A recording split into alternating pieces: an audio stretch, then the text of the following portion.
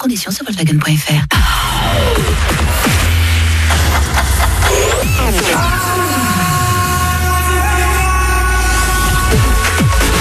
Ça va être bien ça.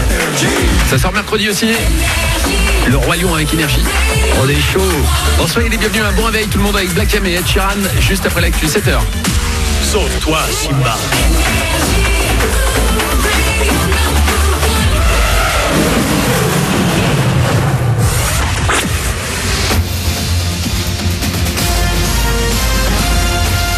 Toute l'actu sur Monaco Menton avec Frédéric Plat. Bonjour, les nuages vont bien nous suivre dans le ciel de Monaco et de la Côte d'Azur aujourd'hui, mais ils se déchireront suffisamment pour laisser passer des éclaircies. Pas de pluie et encore moins d'orage au programme cette fois. Le thermomètre va afficher jusqu'à 31 degrés. Le soleil gagnera du terrain demain, puis il l'emportera largement pour tout le week-end.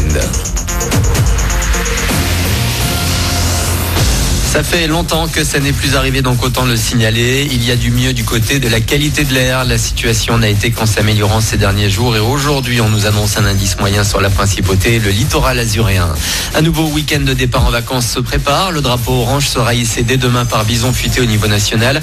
Idem pour samedi. Alors, afin de limiter le risque de se retrouver dans les bouchons, il faudrait partir dimanche et encore, ce sera souvent chargé en Auvergne-Rhône-Alpes. Chez nous et sur la 8, c'est samedi qu'il risque d'y avoir le plus de monde au volant. Il faut prendre le temps d'arriver pour les vacanciers qui viennent à la plage. Pas de stress, la mer ne va pas bouger. Sa température est très agréable, 25 degrés. Il y a quelques jours, elle était même à 28 degrés. Une chose que l'on voit le plus souvent en août. En cause de très bon ensoleillement, le manque de pluie sur le littoral et de vent pour brasser l'eau qui peut descendre à 13 degrés plus en profondeur.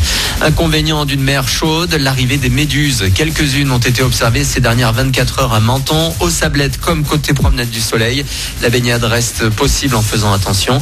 Il y en a également été aperçus dans la baie de Villefranche-sur-Mer et à Nice.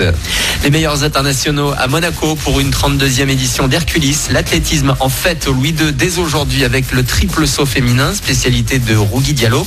La jeune femme de 24 ans fera son entrée en lice à 19h afin de montrer que les sacrifices qu'elle a fait pour concilier compétition et études n'ont pas été vains. J'ai commencé depuis toute petite, à l'âge de 7 ans. Je faisais un peu de tout et au fur et à mesure, je me suis spécialisée au triple saut. Plus on avance et plus les compétitions deviennent sérieuses et j'ai commencé dès 2014 à rentrer dans le vif du sujet. Je suis encore en école de commerce à Schema Business School à Antibes en plus. Donc vu que maintenant je m'entraîne dans le Nord, je dois faire à distance et c'est très très compliqué de ménager sport et école. Et petit à petit, je commence à côtoyer les gros meetings comme le meeting d'Herculis. Propos recueillis par Gaëtan Lebrun. Herculis Meeting de la Diamond League est une préparation idéale pour les projets JO où elle compte bien rafler l'or. Toutes les infos sur monaco.diamondleague.com.